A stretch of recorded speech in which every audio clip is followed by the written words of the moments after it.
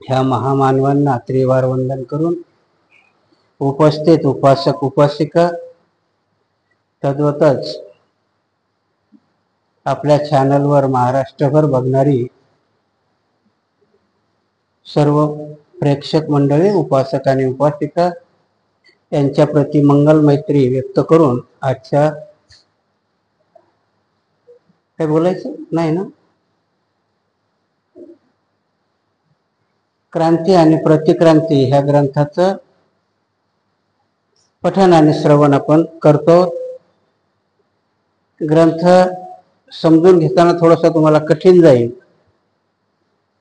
कारण का हा संशोधनात्मक ग्रंथ आहे आणि म्हणून याची थोडीशी पार्श्वभूमी तुम्हाला मी जेवढा रंजक करायचा प्रयत्न करतो तेवढा मी करायचा प्रयत्न करतो, परंतु काही मर्यादा येतात. कारण हा संशोधनपर ग्रंथ आहे, त्याला जास्त मनोरंजनात्मक नाही करता येणार.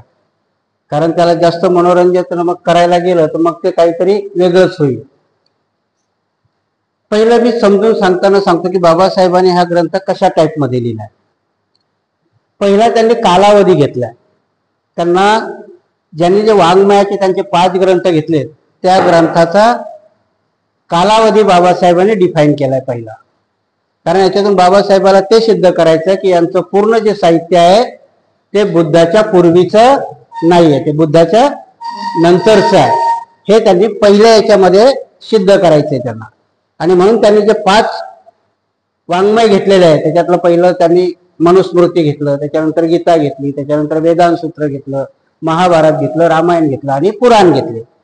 तर हा पहिला भाग त्यांनी काय घेतला की हे सगळंच सगळं जे त्यांचं लिटरेचर आहे त्यांना ते धर्मग्रंथ म्हणतात. बाबासाहेब त्याला वाङ्मय म्हणतात. ते काय म्हणतात, त्यांना धर्मग्रंथ आहे त्यांच्या, आणि त्याला पवित्र म्हटलंय त्यांनी. आता मग त्याच्यात आपल्याला परत 1-2-3 लोकांनी मला सजेशन केलं की टीका करताना तर आपण काय असं वाईट बोलत नाही, त्यांच्या धर्मग्रंथामध्ये जे आहे ते सांगण्याचा आपण प्रयत्न करतो. म्हणजे असं कुठलंही वाईट नाही की किंवा त्याच्यावर टीकाही नाही. टीका करण्याचा उद्देश कसा असतो की टीका करायची म्हणजे त्याचं वेगळं, आपण वेगळं असं काही सांगत नाही. त्यांनी जे लिहिलंय त्या ग्रंथामध्ये आपण त्याला स्पष्टीकरण देताना तेच सांगतो. बाबासाहेबांनी काय केलेलं आहे की ही जी ग्रंथाची त्यांचे 5 ग्रंथ आहेत याचा काळ त्यांनी कधी लिहिल्या गेले. कारण बाबासाहेबाला काय सिद्ध करायचंय की बौद्ध धर्माला काउंटर करण्याकरता यांनी निर्माण केलेलं हे साहित्य आहे, हे घडलेल्या कुठल्याही कथा नाहीत. म्हणून बाबासाहेब त्याला वाङ्मय म्हणतात, पण त्यांच्या ग्रंथामध्ये त्यांना ते पवित्र ग्रंथ म्हणतात किंवा दर्शन म्हणतात. बाबासाहेब त्याला तसं मानायला तयार नाहीयेत. बाबासाहेब राजी नाहीत त्यांना. कारण बाबासाहेबांनी जेव्हा अभ्यासांती केलं आणि बाबासाहेबांनी ते पुरावे दिले की बाबासाहेब मग ते सिद्ध करतात. त्याच्यात आपण काल गीता बघितली की गीता ही गुप्त काळामध्ये लिहिल्या गेली, बलादित्यच्या काळामध्ये. त्यांनी तसं ते प्रूव्ह केलेलं आहे. आज आपण बघणार आहोत त्यांचा दुसरा ग्रंथाचा कालावधी कुठला आहे तर तो आहे वेदांत सूत्र. आता वेदांत सूत्र म्हणजे काय, वेद म्हणजे काय नेमकं, तर तुम्हाला माहिती असेल की त्यांचे 4 वेद आहेत. 4 वेदामध्ये त्यांना पहिला सामवेद आहे, ऋग्वेद आहे, यजुर्वेद आहे आणि अथर्ववेद आहे, असे 4 वेद त्यांचे आहेत. मग वेदांत काय भानगड आहे, कारण वेदावरती हल्ली ते जास्त बोलत नाहीत. कारण वेदामध्ये काय, वेद हे अपौरुषेय आहे, म्हणजे वेद हे माणसाने लिहिले नाहीत. ते काय म्हणतात, कुणी लिहिले, देवाने लिहिले. आणि मग देवाने कुठलीही कृती केली तर त्याच्यावरती समीक्षा करता येत नाही. कारण देवाच्या तोंडातून शब्द निघला तो अहम ब्रह्मास्मी त्यांना म्हणतात, तत्वमसी त्यांच्यामध्ये, की त्यांच्या तोंडून देवाच्या तोंडून शब्द निघला तर त्याची समीक्षा करायची नाही. आणि वेद हे देवाच्या मुखातून आलेले. आता मुखातून आलेले वेद जर वाचले तर देवाच्या मुखाबिखाचं काय, प्रत्येक ऋच्याच्या खाली ऋषीचं नाव आहे. कुठल्या ऋषीने ती ऋचा लिहिली त्या ऋषीचं नाव आहे त्याच्या खाली, आणि ते सांगतात देवानी केली म्हणून. आणि वेद एवढे काही बुद्धीच्या पलीकडचे नाही आहेत, एक सामान्य माणसाने लिहिल्यासारखे वेद आहे. काय त्या वेदामध्ये, तर बाबासाहेबांनी त्या वेदाचं स्वरूप, मग वेदांत, वेदांत काय म्हटलं की वेदाचा अंत. वेदावर जेव्हा समीक्षा व्हायला लागली की पहिल्या काळामध्ये जेव्हा समजा साधारणतः बुद्धाच्या नंतरच वेद निर्माण आले आणि त्यांचा आपली लोक समीक्षा करतात की बघ भगवान बुद्धांनी वेदाला विरोध केला. त्यांच्याकडे पुरावा काही नाही, तर ते काय पुरावा कुठला देतात की बौद्धाच्याच ग्रंथामध्ये म्हटलंय की बुद्धांनी वेदाला विरोध केलाय, म्हणजे वेद बुद्धाच्या अगोदरचे आहे. कुठला पुरावा देतात ते की भगवान बुद्धाने वेदाला विरोध केला आणि म्हणून वेद हे कधी आहेत भगवान बुद्धाच्या अगोदरचे आहेत. बाबासाहेब म्हणतात नाही भगवान बुद्धांनी वेदाला कुठेही विरोध केलेला नाही, कारण वेद हे अस्तित्वातच नव्हते. कारण भगवान बुद्ध जेव्हा संन्यास घेऊन बाहेर निघतात तेव्हा ते 8 लोकांकडे गेलेले आहेत आणि कुठेही वेदाचा अभ्यास केला ना असा अश्वघोषाच्या चरित्रात आहे ना बाबासाहेबांनी लिहिला बुद्ध धम्म त्याच्या याच्यामध्ये. त्यांनी सांख्यशास्त्र शिकलं, ध्यान शिकले, सगळ्या काही गोष्टी शिकल्या. तर एवढंच काय तर ते केश कंपनीकडे म्हणजे त्यावेळेचा चारवाक त्याच्याकडे बुद्ध गेले, पण तिथेही वेद नावाचा कुठलाही प्रकार नाही. ह्या वेदाचा त्याच्यावर तर बरंचसं संशोधन आहे काही लोकांचं. त्रिवेद म्हटले, त्याला त्रिविद्या म्हटलं होतं. त्याच्यामध्ये 3 प्रकारच्या विद्या भगवान बुद्धाने सांगितल्या होत्या, त्यातच यांनी वेद बनवलं. आणि तेही सांगतात की त्यांच्यातला अथर्व वेद हा वेद नाहीये, ती नंतरची टीका आहे.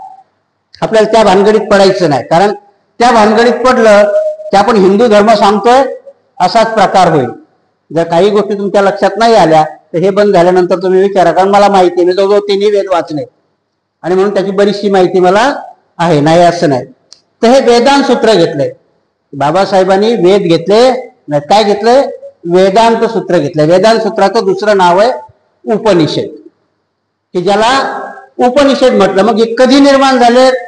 जेव्हा त्यांना कळायला लागलं की वेदावरती टीका व्हायला लागली तेव्हा त्यांनी वेदांत सूत्र आणले. या वेदांत सूत्राचे निर्माते कोण आहेत तर शंकराचार्य, निंबकाचार्य, गोविंदाचार्य असे 5 लोक आहेत. या 5 लोकांनी त्याच्यावरती भाष्य केलं आणि ती टीका लिहिली. त्याला कशाची जोड देण्याचा प्रयत्न केलाय त्यांनी? बुद्धीची. ऍक्च्युली वेदामध्ये पूर्ण कर्मकांड आहे. कोणाकरता लिहिलेले ग्रंथ आहेत ते? ब्राह्मणाकरता. म्हणून बाबासाहेब म्हणतात की याला 2 गोष्टी आहेत. ह्या वेद सूत्र कसं निर्माण झालं तेच आपण बघू की वेदामध्ये वेदाचा अंत म्हणजे वेदांत, वेदाचा अंत म्हणजे वेदांत. त्याला वेगवेगळी नावं दिलीत आणि बाबासाहेब समीक्षा करतात त्यालाच घेतात. कारण वेदाला का घेत नाहीत तर बाबासाहेब वेदाला वाङ्मयी मानायला तयार नाहीत आणि त्यांचा धम्मग्रंथही मानायला तयार नाही. वेदांतामध्ये थोडीफार बौद्धिक चर्चा आहे म्हणून बाबासाहेब ते घेत आहेत. यापूर्वी म्हटल्याप्रमाणे वैदिक वाङ्मयात वेद, ब्राह्मण, आरण्यक आणि उपनिषदाचा समावेश आहे. त्या दृष्टीने पाहिल्यास हे वाङ्मय 2 प्रकारात मोडते. कर्मकांड म्हणून ओळखल्या जाणाऱ्या या प्रकारात धार्मिक विधी समारंभ यांचा अंतर्भाव आहे. ज्ञानकांड म्हणून ओळखल्या जाणाऱ्या प्रकारात परमेश्वराच्या विधीचे ज्ञान, वेदाचा वापर, ब्राह्मण यांचा अंतर्भाव आहे. यापैकी वेद व ब्राह्मण हे पहिल्या प्रकाराच्या वाङ्मयात मोडते, तर आरण्यक आणि उपनिषद हे दुसऱ्या प्रकारात मोडते.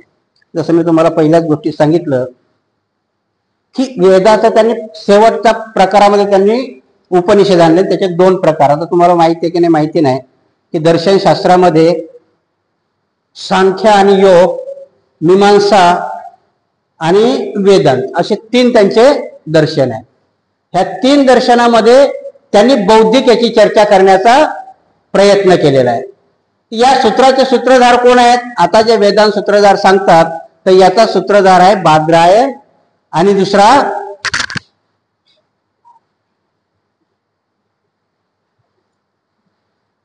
पुढे येईल, त्याचं नाव काय आहे ते पुढे येईल, बादरायण आहे.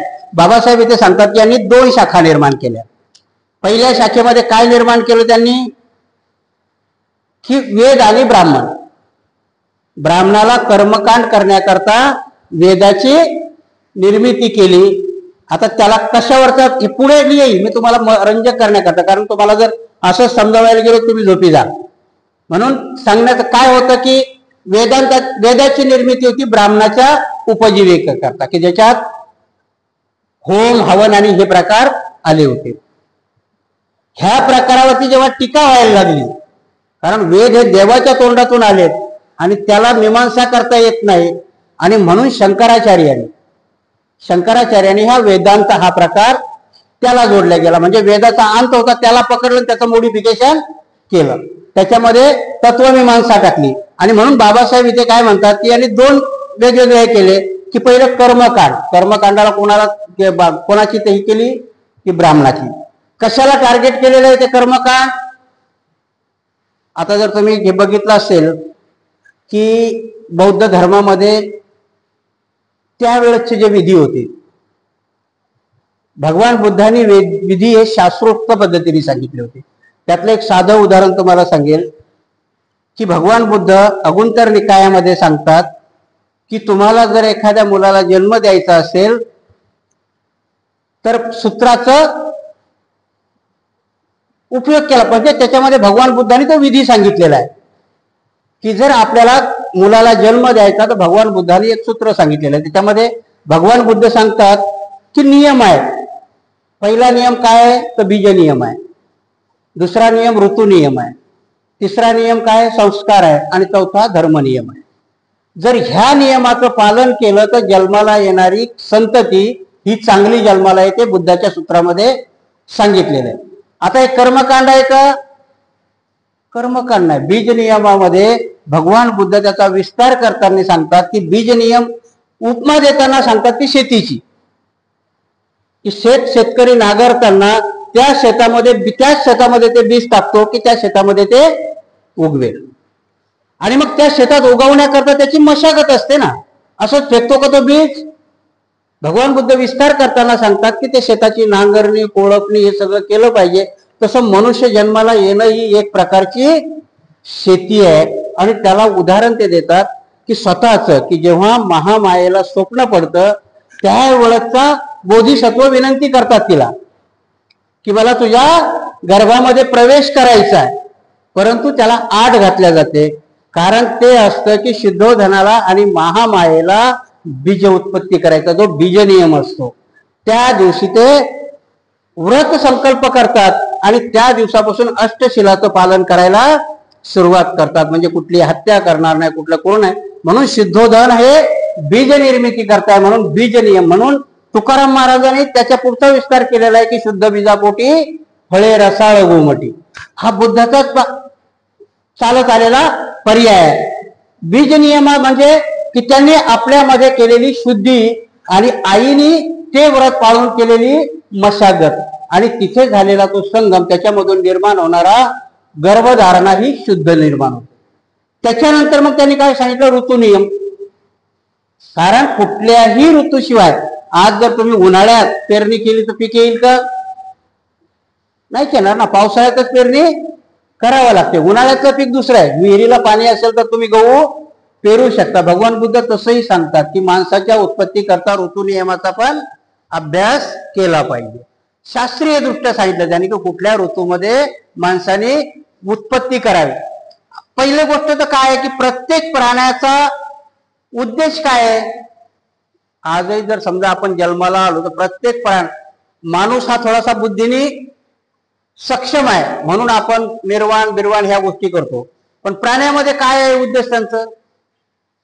जगणं आणि उत्पत्ती हे दोनच प्रकार आहेत की नाही त्यांच्यामध्ये. कुठलाही प्राणी किंवा पक्षी घेतला तर त्यांच्यामध्ये जगणं आणि उत्पत्ती हे दोनच पर्याय. माणूस त्याच्या पुढे आहे. माणूस जगणं आणि संतती निर्माण करणं हे दोनच पर्याय नाही तर माणसाला मोक्ष निर्वाण ह्यापर्यंत जातो. आणि म्हणून दुसरा जो सांगितला त्याने की ऋतू नियम सांगितला की ऋतू नियमामध्ये हे केला. आता माझा सांगण्याचा उद्देश काय आहे की भगवान बुद्धाने हे नियम दिले होते तुम्हाला निकाय याच्यामध्ये.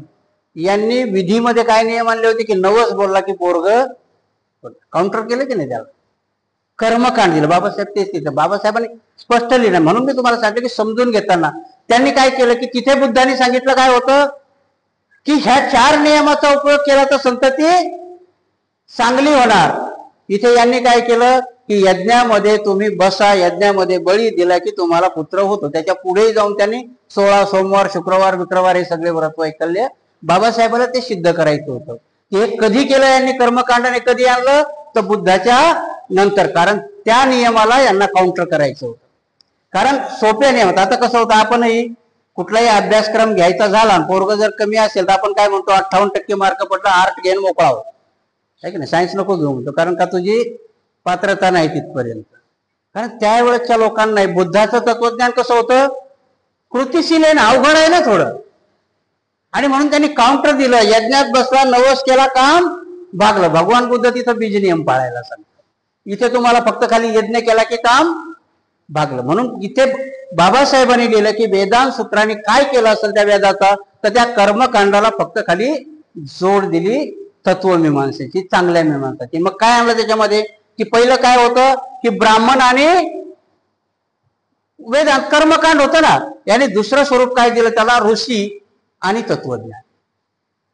वेदांत कुणी केलेत हे, ऋषीने. आजही ते काय सांगतात की कोणाच्या आहेत, ऋषी लोकांनी निर्माण केलं, म्हणजे ऋषी लोकांनी सांगितलेल्या ह्या सगळ्या गोष्टी आहेत. ते एवढंच काय, पण ते विमान पण ऋषी लोकांनी बनवलेलं आहे म्हणतात.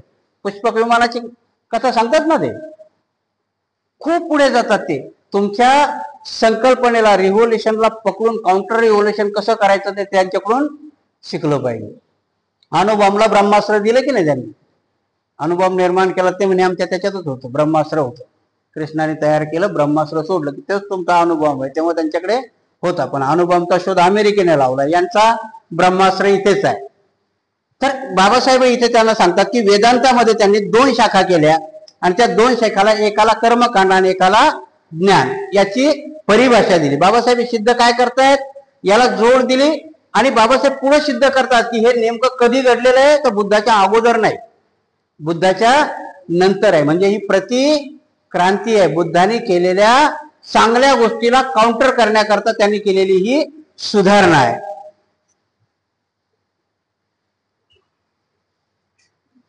वैदिक वाङ्मयाची वाढ अतिशय अप्रमाणबद्ध झाली असून महत्वाची गोष्ट म्हणजे त्यांची वाढ चुकीच्या पद्धतीने झालेली आहे. या गोंधळातून बाहेर पडण्यासाठी काही पद्धती, काही समन्वयाची आवश्यकता होती. या समन्वयाच्या गरजेतून मीमांसा या नवीन शाखेचा जन्म झाला आहे. पवित्र ग्रंथाचे परीक्षण होय, म्हणजेच वैदिक ग्रंथाचे परीक्षण होय, अशा प्रकारे पद्धतशीर व समन्वयाचे कार्य केले पाहिजे असे त्यांना वाटत होते.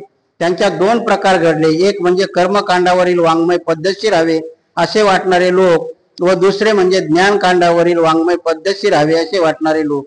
याचाच परिणाम असा झाला की मीमांसा शास्त्राचे त्यातून उपप्रकार निर्माण झाले, एक म्हणजे पूर्व मीमांसा व दुसरे म्हणजे उत्तर मीमांसा. बाबासाहेब याच्याही पुढे जाऊन म्हणतात की जेव्हा यांनी कर्मकांड निर्माण करायला झाले तर 2 प्रवाह तयार झाले की कर्मकांड बी सुटसुटीत वाटलं पाहिजे. पहिलं कसं होतं की होम हवन करायचे, मग देव प्रसन्न व्हायचा, पण तिथे नंतर त्यांच्या लक्षात आलं की नाही, याला काहीतरी शास्त्रीय जोड दिली पाहिजे. बिना शास्त्रीय जोड दिली तर पुढं हे होणार. बघा लक्षात कुठली गोष्ट का चालत आली त्यांची प्रतिक्रांती आतापर्यंत, कारण त्यांच्यात संशोधन करणारे खूप लोक आले. आतापर्यंत मोहन भागवत संशोधनच करतोय, सगळ्या बहुजनाला उल्लू बनवण्याचं काम अजूनही चालू आहे, कारण ती प्रक्रिया 24 तास चालू आहे. परंतु आपल्या बुद्धाच्या क्रांतीला पुढे नेणारे लोक सापडले नाहीत. म्हणून आजही त्या प्रतिक्रांतीला क्रांतीची जोड फक्त बाबासाहेब महाराष्ट्रापुरती देऊ शकले. अजून भारतामध्ये ते निर्माण झालंय का, थोडं थोडं व्हायला लागलंय. आता नाही असं नाहीये, लोक जागृत व्हायला लागले, परंतु त्यांच्या दृष्टीने. म्हणून तिथे की त्याला जोड देण्याकरता मग त्यांनी विधीलाही शास्त्रीय दृष्ट्या द्यायला केलं. मग त्यांनी काय केलं, विधी. तुम्ही जर नाशिकला गेलात तर वेगवेगळे बामणाचं एक मंडळच बसलेलं असतं तिथं. मग नारायण नागबळी व्रत वेगळं असतं, तर त्याच्यानंतर काल सर्पयोग वेगळा असतो. काय केलेलं आहे तुमच्या बुद्धीवरती त्याला शास्त्रशुद्ध पद्धतीने. मग काल सर्पयोग कशा करताय की तुम्हाला जर जास्त दारिद्र्य आलं असेल तर बामणाने ती पद्धत शोधून काढली. बुद्धाने दारिद्र्यावर उपाय काय सांगितला होता, बुद्धाने दारिद्र्यावर सम्यक आजीविका सांगितली होती तुम्हाला. भगवान बुद्धाने काय सांगितली होती, सम्यक आजीविका, यानी काल सर्पयोग सांगितला की तुमच्या राशीमध्ये काल सर्पयोग आहे, म्हणून तुमच्या घरातली शांती भंग पावली. प्रतिक्रांती आहे त्याला. भगवान बुद्धांनी तुम्हाला सम्यक आजीविका सांगितली होती, यांनी तुम्हाला कर्मकांड सांगितलं, पण त्याला शास्त्रीय दृष्ट्या बदलतात. तुम्ही नाशिकला कधी जा, या कोर्टाच्या बाहेर जसे वकील धावत येतात की नाही अंगावर, तुमचं काय काम आहे काय काम आहे, तसे तिथले ब्राह्मण धावत येतात अंगावर, कशाच आहे तुमचं, कारण शक्यतोवर त्याच्या अस्थी टाकायला जातात ना तिथे. तोच प्रकार बौद्ध गयामध्येही आहे. जेव्हा बौद्ध गयामध्ये पिंडदानालाही लोक जातात ना, तेव्हा तिथल्या ब्राह्मणांनी तेच कर्मकांड केलेलं आहे. आणि बघा एवढं पद्धतशीरपणे केलेलं आहे की भगवान शेवटचं पिंडदान त्यांनी भगवान बुद्धाच्या पुढे केलं. आणि काय केलेलं आहे तिथला प्रकार तुम्हाला माहिती आहे की नाही माहिती नाही. तिथे पिंडदान केल्यानंतर त्या मूर्तीला एक दगड मारायचा आहे. भगवान बुद्धाच्या मूर्तीला काय मारायचं आहे, दगड मारायचा. तेव्हा त्यांचं पिंडदान हे होतं. काय होतं याच्या पाठीमागचा प्रतिक्रांतीचा अर्थ की बुद्ध तत्वज्ञान तर आम्ही लयाला नेलंच, पण हा आलेला कनिंगम यानं परत ते उकरून काढलं आणि मग तसे तोडता येत नाही, तर बुद्धाला दगड मारायचा ही एक त्याला कर्मकांडाची जोड दिली. डोक्यात घातलं की भगवान बुद्धाला पिंडदान दिल्यानंतर त्याला म्हणजे हा 10वा अवतार कसा आहे, तर लोकांना मूर्ख बनवण्याकरता अवतार घेतलेला आहे. काय सांगतं त्यांचं शास्त्र, भगवान बुद्धाने अवतार कशा करता घेतलेला आहे, लोकांना मूर्ख बनवण्याकरता. म्हणजे भगवान बुद्धाचं तत्वज्ञान त्यांच्या दृष्टीने लोकांना मूर्ख बनवणं. का मूर्ख बनवणं चाललं होतं, की त्या युगामध्ये एवढे लोक सत्वचनी झाले होते की यमदेवाच्या ह्याच्यात नरकात जायला कोणी तयारच नव्हतं, खाली पडलं होतं ना ते. मग त्या यमदेवाची आता तुमच्या कसं शाळेतल्या तुमच्या पटसंख्या कमी झाली की शिक्षक काढण्याची वेळ येते ना, मग तिथं त्यांना अडचण पडली ना की काय सांगायचं, म्हणून बुद्धाचा अवतार घेतला आणि मग बुद्धांना लोकांना वेगळ्या मार्गाने दिला. असा 10वा अवतार आहे त्यांचा. त्यांच्यामध्ये जो 10वा अवतार आहे की नाही बुद्धाचा, तो अशा प्रकारचा आहे. इथे बाबासाहेबांनी या प्रतिक्रांतीची जोड दिली की ते सांगतात की ते एवढे गोंधळून गेले होते की याला काय करायचं. मग त्याच्यात एवढ्या शाखा निर्माण झाल्या, म्हणून त्याच्यामध्ये ते 33 कोटी देव असेच निर्माण झाले. कारण शास्त्र आणि देव, मी काल जसं सांगितलं की ते अगोदर देव निर्माण करतात आणि मग शास्त्र लिहिल्या जातं. आर्य चाणक्य त्यांनी पहिला निर्माण केल्यानंतर अर्थशास्त्र लिहिलं.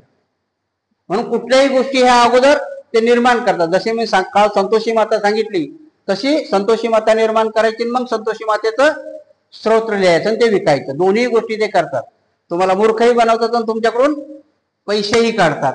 तर ह्या वेदांत सूत्रातही तसंच केलेलं आहे. वेदांत सूत्रामध्ये त्यांनी 2 शाखा पाडल्या, त्याला मीमांसा म्हटलं.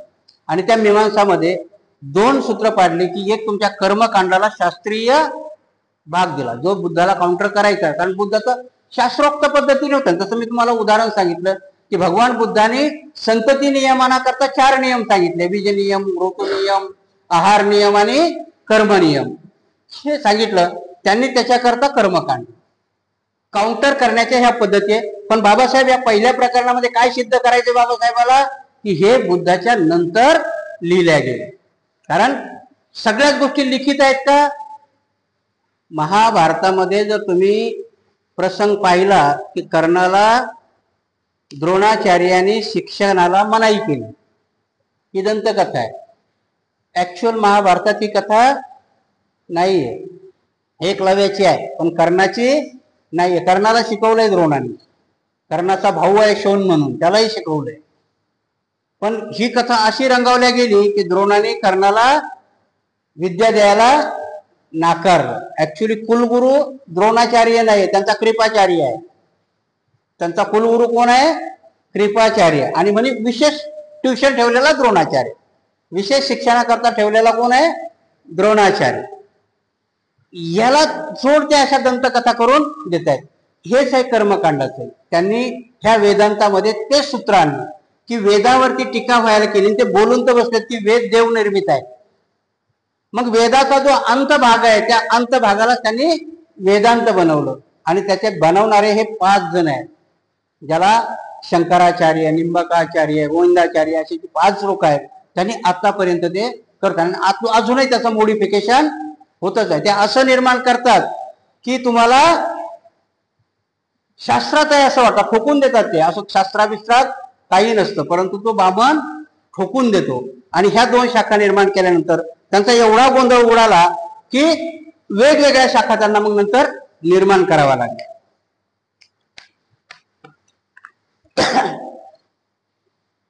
या 2 मीमांसा शास्त्रासंबंधी वाङ्मय अफाट आहे. त्यापैकी सूत्राचे 2 संग्रह हे मीमांसा शास्त्रातील कार्यात प्रमुख व मुख्य मानले जातात. त्यापैकी एक जेमिनी सूत्र असून दुसरे बादरायण सूत्र. जेमिनी मला जे आठवत नव्हतं ना, त्याचं नाव काय आहे, जेमिनी. यांनी मीमांसा जग सूत्र नियमाला हे 2 जणांनी, एक जेमिनी आणि एक बादरायण. काल्पनिकच आहे. बादरायणालाही ऍक्च्युली तुमचं महाभारत व्यासानेच लिहिलं. वेद ऍक्च्युली व्यास निर्मितच आहे, वेदांत व्यास निर्मितच आहे. पण त्यांच्या डोक्यात आलं की सगळंच व्यासाला म्हटलं लोक ऑब्जेक्शन घेतील ना, एवढं कसं काय एकाच माणसाने लिहिलं, म्हणून तिथं बादरायण लागतं. ऍक्च्युली बाबासाहेब म्हणतात बादरायण आणि व्यास एकच आहे, ते काही दोन्ही नाही आहेत. बाबासाहेबांनी सांगितलं की बादरायण आणि व्यास हे दोन्ही एकच आहे. ही सूत्र लिहिताना बाबासाहेबाच्या ह्या प्रकरणाचा परत एक तुमच्या डोक्यात ठेवा की बाबासाहेबाला काय सिद्ध करायचं, फक्त इथे काळ सिद्ध करायचा की ह्या बुद्धाच्या नंतर लिहिलेलं आहे, बुद्धाच्या अगोदरचं. यांना सिद्ध काय करायचं की हे बुद्धाच्या अगोदरचं आहे. आणि म्हणून बाबासाहेब इथे सांगतात की कशा करता ते करत आलेत. आणि मग या सूत्रानुसार जे चालत केलं तर हे निर्माण कोणी केलं, बादरायण आणि जेमिनी यांचं ते सूत्र आहे वेदांताचं.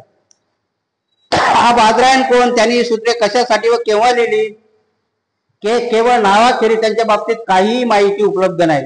इतकेच नव्हे तर मूळ लेखकाचे नाव आहे की नाही हेही निश्चित नाही.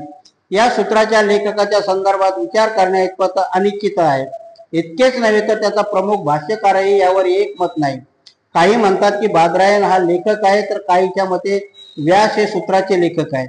बाकीच्या मते व्यास आणि बादरायण हे एकाच व्यक्तीचे नाव आहे. अशा प्रकारे या सूत्राच्या लेखकाच्या संदर्भात कमालीची मतभिन्नता आहे.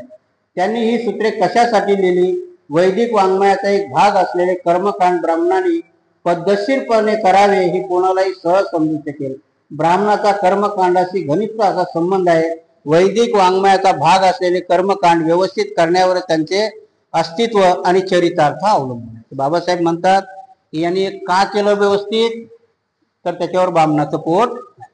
गाडगेबाबांनी खूप नंतर सांगितलं. गाडगेबाबांनी काय सांगितलं, गाडगेबाबा प्रश्न विचारायचे ना की तुमच्या देवाला धोतर नेसता येतं का, तुमच्या देवाला जेवण करता येतं का, लोक नाही सांगायचे.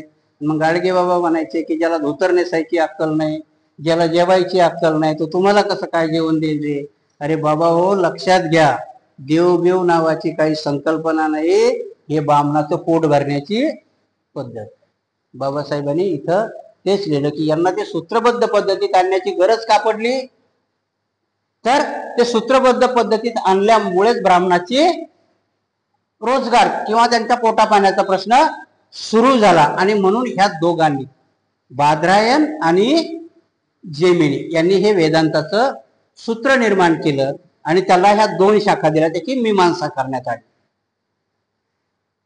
वेदांत सूत्राच्या संदर्भात आणखी दोन प्रश्न उपस्थित होतात. पहिला प्रश्न म्हणजे हे कार्य वैदिक शास्त्राच्या स्वरूपातील आहे का, किंवा ते पूर्णपणे तात्विक आहे का, किंवा प्रस्थापित वेदांत शास्त्र तात्विकतेचे आवरण घालण्याचा हा प्रयत्न नव्हे का, की ज्यामुळे ते अविकारी व अपाहिज बनेल. बाबासाहेब त्याच्या पुढेही जाऊन म्हणतात की जर याचा मेळच घालायचा झाला तर खरोखरच वेदातला आहे का. जर कारण बाबासाहेबांनी वेद जर समजा देवनिर्मित मानायचे, एवढे जुने मानायचे, तर मग त्याचा याचा मेळ बसला पाहिजे ना, वेदांताचा त्याचा मेळ बसला पाहिजे. पण बाबासाहेब म्हणतात याचाही काही मेळ बसत नाही, कारण वेद वेगळंच सांगतात आणि यांनी वेगळंच केलं. वेदामध्ये जेव्हा त्यांच्या महाभारतामध्ये जेव्हा इंद्रप्रस्थ नावाचं, पुढे येईल ते, पण मी तुम्हाला समजण्याकरता सांगतो, इंद्रप्रस्थ नावाचं राज्य यांना दिलं. खांडवप्रस्थ होतं त्याचं त्यानंतर इंद्रप्रस्थ केलं. तर खांडवप्रस्थाच्या वेळेस त्यांनी यज्ञ केला. महाभारताची ठिणगी कुठे पडते, त्यांनी यज्ञ केला होता. आणि त्या यज्ञाचा यजमान कोण होता, कृष्ण होता. यजमान म्हणजे यज्ञ करणारा हा होता. त्यावेळेस त्यांनी वाङ्मय तर लिहिलं, पण ते मनोरंजनात्मक लिहिलं. आता तुम्हाला आपल्या तर्कबुद्धीने विचार करायचा, नाव दुर्योधनच का ठेवलं असेल, त्या बाळाच्या त्यांना काय दिसलं का त्यांना की हा पुढे बदमाश होणार आहे म्हणून. 5 महिन्याचं बाळ, त्याचं नाव दुर्योधनच का ठेवलं, चांगलं ठेवायला पाहिजे होतं ना, 100रातला पहिला होता तो. म्हणजे याच्याहून लक्षात येणार की नाही ते वाङ्मय होतं. त्याच्या जन्मातच त्यांनी त्याला वाईट करून ठेवला होता. बरं तोच नाही, दुसरा दुःशासन. दुःशासन म्हणजे वाईट शासन करणार, दुर्योधन म्हणजे वाईट हे करणार, म्हणजे नावातच घालून ठेवलं होतं. म्हणजे घडणाऱ्या गोष्टी होत्या का, बाबासाहेब जे म्हणतात हे वाङ्मयच होतं. सांगण्याचा माझा उद्देश काय सांगायला लागला की त्यांना जेव्हा ते खांडववन दिलं आणि तिथे त्यांना त्यांचं नगर बसवायचं, त्यांचं नगर बसवायला विश्वकर्मान जेव्हा त्यांनी यज्ञ घातला, त्या यज्ञाचा यजमान कोण आहे, कृष्ण आहे. पण कृष्णाला त्यावेळेस विरोध करणारा एक शिशुपाल नावाचा त्याच्याच हात्याचा बोर्ग आहे. म्हणजे त्यांनी वाङ्मय लिहिताना त्यावेळेस त्यांनी ते मनोरंजनात्मक लिहायचं होतं. आता पिक्चर केला तर बिना खलनायकाचा पिक्चर होऊ शकतो का? मला सांगा बरं, कुठलाही पिक्चर काढला बिना खलनायकाचा एखादा तरी पिक्चर आहे का? तसंच होतं ते. महाभारत लिहिताना एक नायक आणि एक खलनायक असायला पाहिजे. त्यावेळेस तो शिशुपाल त्या कृष्णाला क्षत्रिय मानायलाच तयार नाही. ते गवळ्याचं पोर आहे म्हणते, हे कशाचं क्षत्रिय आहे? आणि तिथेच तो त्या यज्ञाचं त्या धर्मराजाला दूषण देतो, तू याला कसा यजमान केला म्हणतो. आणि तिथे शिशुपालाचे 100 अपराध भरवतात. भरले नाही जात, ते भरवतात. 100 अपराध भरले म्हणतात त्याचे. आणि मग तिथे एक रांगोळी काढलेली असते. ती रांगोळी ओलांडताना पाण्यावर रांगोळी काढलेली असते आणि ती ओलांडताना दुर्योधन हौदात पडतो आणि तिथे द्रौपदी कुच्चितपणाने म्हणते की आंधळ्या बापाचा पोरगा पण आंधळा. आणि मग ते त्याच्या डोळ्यात लागतं तिथे. आणि मग तो बदला विवस्त्र करून तो, जसं रामायणातलं सांगितलं की सुपर्णखेनी काय गुन्हा केला होता, लक्ष्मणाला मागणीच घातली होती ना तिने की बाबा माझा नवरा हो, काय वाईट होतं त्याच्यामध्ये. त्यावेळेची प्रथा होती, त्यावेळेस अपहरण करूनही बायका करायचे ना. कृष्णाने रुक्मिणी पळवूनच नेलेली आहे, अर्जुनाने सुभद्रा पळवूनच नेलेली आहे. तिने बिचारीने तशी मागणी टाकली होती. हो नाही तर नाहीच उत्तर द्यायचं होतं. तो त्याच्या खोटं बोलून भावाकडे पाठवतो, रामाकडे जा म्हणतो ती करे, तो करे. आणि तिथेही खोटं बोलतो, तो म्हणतो तो अविवाहित आहे. ती जाऊन बघते तो सीतेच्या शेजारी बसलेला आहे. सुपर्णका तरी त्याला सांगते की तू माझ्या बरोबर लग्न कर, तुझ्या भावाने हे केलं तर. तो प्रस्ताव तर फेटाळून लावतो, पण तिची विटंबना करतो. तिचं स्तन आणि नाक कापतो. ती धावत आपल्या भावाकडे जाते. मला आजच्या परिप्रेक्षामध्ये सांगा की आपल्या बहिणीची साधी छेड काढली तर किती लुकडा भाऊ असला तरी जाऊन त्याच्या थोबाडात मारायला जातो की नाही? तो तर रावण होता. त्याच्या बहिणीची विटंबना केल्यावर तो सोडेल का? आणि तरी आम्ही रावण जाळतो. तिथं राम जाळायला पाहिजे ना. त्याने तिला विद्रूप केले. आणि आमच्या डोक्यात तरी राम मर्यादा पुरुषोत्तम, रावण दरवर्षी जाळतो आम्ही. त्या रावणाला प्रश्न पडला असेल की मलाच दरवर्षी का जाळतात? यांच्या एवढ्या देवाने एवढे अन्याय म्हणजे अनैतिकता केलेली, त्यांना कोणी जाळत नाही. तुमच्या बाहेर जी तुळस असते की नाही, ती तुळस दरवाजातच का, त्याच्यावर मोठं एक हे आहे. पण मी तुम्हाला सांगेल की तुळशीचं दरवर्षी त्या श्रीकृष्णाबरोबर लग्न का लावतात? त्या श्रीकृष्णाने तिच्यावर बलात्कार केलेला आणि बलात्कार करून परत वर दिलेला की दरवर्षी मी तुझ्या बरोबर लग्न करेन. कुठला प्रकार, कुठल्या नैतिकतेत बसतंय काही समजतच नाही. बाबासाहेबांनी लिहिलेलं आणि हिंदुझम त्याच्यामध्ये लिहिलेलं आहे. इथेही बाबासाहेब तेच सांगतात की ह्या प्रकारामध्ये त्यांना सूत्रबद्धता आणायची होती. सूत्रबद्धता आणण्याकरता त्यांनी वेदाच्या सूत्रामधून, आणि आता मी तुम्हाला त्याची एक गोष्ट सांगतो की नेमकं सूत्र का म्हटले त्यांनी, तर भगवान बुद्धाचं सूत्र आहे. सूत्राचाच अर्थ सूत्र आहे. यांनी स्वतःच काहीच घेतलेलं नाहीये आणि यांना स्वतःच काही करताही येत नाहीये, फक्त दुसऱ्याचं चोर होऊन त्याला मोडिफिकेशन करतात. म्हणून यांना मंदिरही बांधता नाही. त्यांनी आपलीच विहार घेतली, त्या मूर्तीवरती साथ चढवला आणि त्यालाच नारायण म्हणाले. इथे बाबासाहेब सांगतात की हे पूर्वीचं काहीच नाही, ते नंतरच आहे, काउंटर आहे, ही प्रतिक्रांती आहे त्या सूत्राचा. आणि म्हणून हे कधीपासून निर्माण झालंय तर वेदांत सूत्राच्या संदर्भात आणखी 2 प्रश्न उपस्थित होतात. पहिला प्रश्न म्हणजे वैदिक शास्त्राच्या स्वरूपातील आहे का, किंवा प्रस्थापित वेदात शास्त्र तात्विकाचे आवरण घालण्याचा हा प्रयत्न आहे का, ज्यामुळे या अविकारी व अपाहिज बनेल. दुसरा प्रश्न वेदांत सूत्रावरील भाष्याच्या संदर्भात आहे. वेदांत सूत्रावरील एकूण 5 प्रमुख भाष्यकार असून त्यांच्या बुद्धिमत्तेमुळे त्यांना आचार्य म्हटले जाते. या 5 प्रमुख भाष्यकारात शंकराचार्य, रामानुजाचार्य, निंबकाचार्य, माधवाचार्य, वल्लभाचार्य यांचा समावेश होतो. मग याला मोडिफिकेशन करणारा किती लोकांचं मी उदाहरण दिलंय, बाबासाहेबांनी त्या 5 लोकांचं. आणि बाबासाहेब त्यांचा काळ पण देतात. आता त्यातला पहिला काळ ते शंकराचार्याचा देतात की शंकराचार्याने त्यात केलेली सुधारणा इसवी सन 788 ते 820. बुद्धाचा काळ कधीचा आहे? इसवी सन पूर्व. शंकराचार्याचा काळ कधी आहे? म्हणजे ते 600 ने 800, 1400 वर्षानंतर तो वेदांत. मग बुद्धाच्या याचा काय हे आहे का, कशा करता लिहिलं गेलं मग हे, तर हे भाष्य त्या बुद्धाच्या क्रांतीला काउंटर करण्याकरता लिहिलेलं हे भाष्य आहे. ते एकाने त्याने लिहिलं त्याच्यावरती ऑब्जेक्शन आहे, कारण त्याला जाम पुढे जाता नाही आलं शंकराचार्य. शंकराचार्याची एक हिस्ट्री सांगतो तुम्हाला. शंकराचार्याने काय केलेलं आहे, ऍक्च्युली देवभूमी उत्तरेला म्हणतात. सारे देव कुठे निर्माण झाले, उत्तरेत. महापुरुष कुठे निर्माण झाले, दक्षिणेत. महापुरुष तिकडे नाही निर्माण झाले, महापुरुष तिकडे निर्माण झाले, तिकडे देव निर्माण झाले. पण त्या देवाला निर्माण करण्याकरता त्यांचा शंकराचार्य मात्र दक्षिणेत निर्माण झाला. हा दक्षिणेत निर्माण झाला 788 हा पिरियड. बाबासाहेब पुढे येईल तुम्हाला. हाच पिरियड कोणाचा आहे, हर्षवर्धनाचा. नेमका हर्षवर्धनाचा पिरियड लयाला चाललाय आणि त्यावेळेस हा याचा जन्म होतो. म्हणजे तुम्ही विचार करा, बाबासाहेब सांगतात की सम्राट अशोकाने ब्राह्मणाला जास्त त्रास नाही दिला, पण नंतरच्या बौद्ध राज्याने ब्राह्मण हा निग्लेक्ट केलेला आहे. ब्राह्मणाची रोजगार हमीच बंद झालेली आहे. आणि मग तुम्ही विचार करा की एखाद्या माणसाला नोकरीहून काढला तर त्याला काढणाराचा राग येईल की नाही, की मला नोकरीहून काढलंय, माझ्या पोटापाण्याचाच प्रश्न यांनी संपून टाकला. मग वाट बघून तो काय वाट बघेल की मी त्याचा बदला. तशी ब्राह्मणाची पूर्ण एक जमात काय करत होती. एका ब्राह्मणाने तर पुष्यमित्र शृंगाने राजाचा खून करून बदला घेतला होता, परंतु खून करून पूर्ण क्रांती करता आली होती का त्यांना? पूर्ण क्रांती नाही करता आली, त्यांना काउंटर नाही करता आलं, कारण लोकांच्या मनामधला धम्म घालवता नाही आला. म्हणून त्यांना या लोकांनी, म्हणून 788 मध्ये शंकराचार्य, शंकर नावाचा माणूस होता, त्याला आचार्य म्हटलं. आजही तुम्ही आपण म्हटलं आचार्य म्हणजे शिक्षक. तुमच्यात बी आपण पद्धत आणली की नाही, बौद्धाचार्य. बौद्धाचार्य म्हणजे काय, बौद्ध पद्धती शिकवणारा शिक्षक, आचार्य. मग आम्ही बौद्धाचार्य म्हटलं, त्रिलोक्यवाल्याने धम्माचार्य म्हटलं, आणि मग भिक्षू आम्ही तर आहोतच आहोत, आहे की.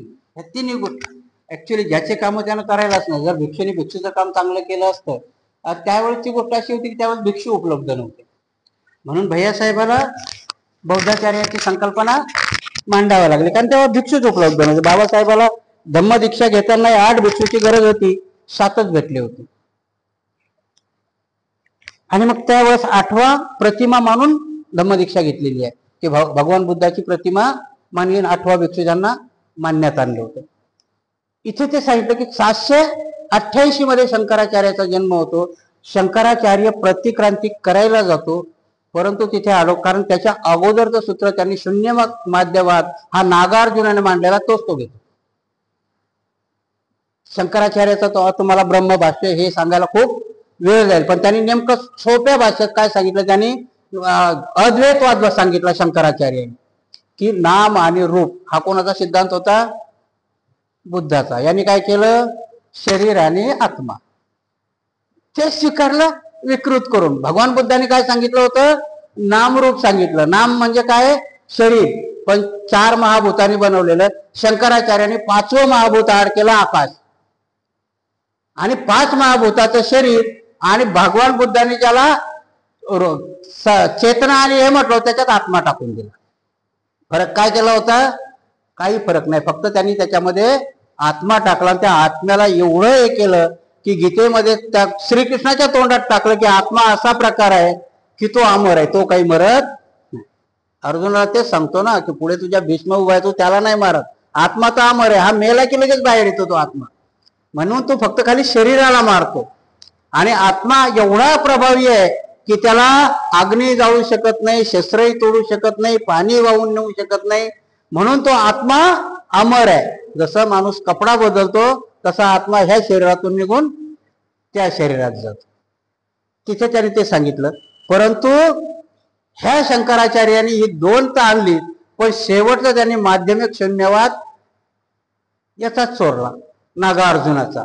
आणि म्हणून या 4 लोकांना राग आला की तू ब्राह्मणाची प्रतिक्रांती तर केली, पण ती अर्धीच केली ना. जर जास्त बुद्धिमान निर्माण झाला पुढे तर तो सांगेल आमच्या नागार्जुनाच चोरलंस तू म्हणून. कारण त्यांनी ब्रह्म नावाची, तो दुनियेला काय म्हणतो शंकराचार्य, ही सगळी माया आहे, दुनिया काय आहे, मिथ्या आहे. आता आपण जे बी सगळे बसलोत की नाही, तो काय म्हणतो, हे मिथ्या आहे, हे सगळं मिथ्या आहे. तुम्हाला चालवणारा कोणीतरी एक वेगळाच आहे, त्याच्या हातात सगळं तुम्ही मिथ्या आहे. मग तो त्याला उदाहरण देताना सांगतो की भ्रम आहे.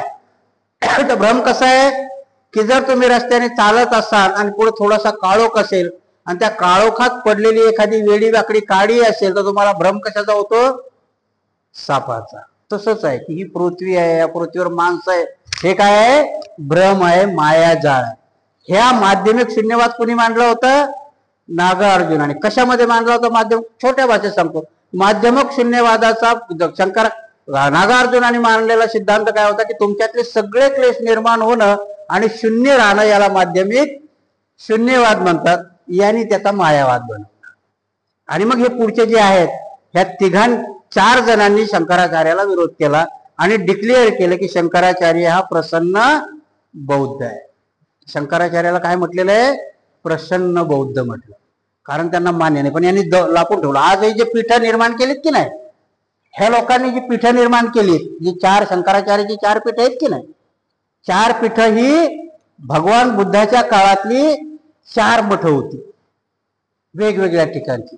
ह्या शंकराचार्यांनी त्याचं पीठात रूपांतर केलं.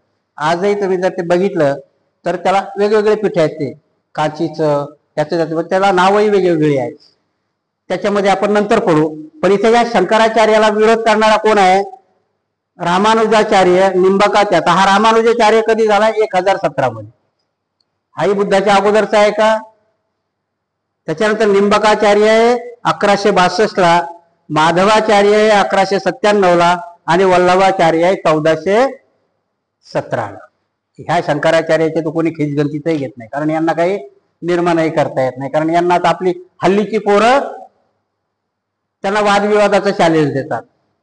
हे शंकराचार्य वादविवादालाही येत नाही. ते शंकराचार्यांनी आले नव्हते.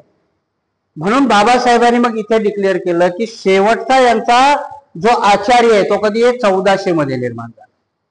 म्हणजे यांचं लिटरेचर कधीच आहे?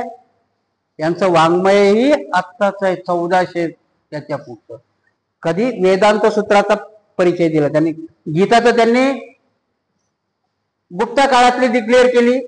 वेदांत कधी डिक्लेअर केलं? 1400 पर्यंत शेवटचा आचार्य त्यांचा आहे की वेदांत हे त्यांनी 1400च्या काळामध्ये लिहिल्या गेलं. म्हणून हे बौद्धाच्या अगोदरचं कुठलंही लिटरेचर होऊ शकत नाही. बाबासाहेबाला आता हा ग्रंथ कुठे न्यायचा? पुढे सुरुवात बाबासाहेबांनी केली की तुमचं वाङ्मय हे आधुनिक आहे, बुद्धाच्या अगोदरचं आहे का? नाही. मग आता त्याच्या पुढे ते बाबासाहेब आहेत की नाही, परत हे एकाची मीमांसा करतात. मनुस्मृतीची मीमांसा करतात, वेदाची मीमांसा करतात, गीतेची मीमांसा करतात. कारण त्याचे सूत्र घेऊन आणि नंतर बुद्धाचे सूत्र हे पुढे येईल तुम्हाला. आणि म्हणून ह्याच नुसार की आज आपण वेदांताचं काय बघितलं तर वेदांत हे कधी निर्माण झालेले आहेत? 1400 मध्ये. हे बुद्धाच्या अगोदरचं लिटरेचर नाहीये, बाबासाहेबांनी सांगितलं. आणि कशा करता निर्माण केलं? तर भगवान बुद्धाच्या तत्वाला विरोध करण्याकरता यांनी निर्माण केलेलं हे साहित्य आहे. हे कुठलेही ग्रंथ किंवा धर्मग्रंथ नाहीये. आज आपण वेदांताचं सूत्र बघितलं. उद्या महाभारत बघू. महाभारत कधी लिहिलं.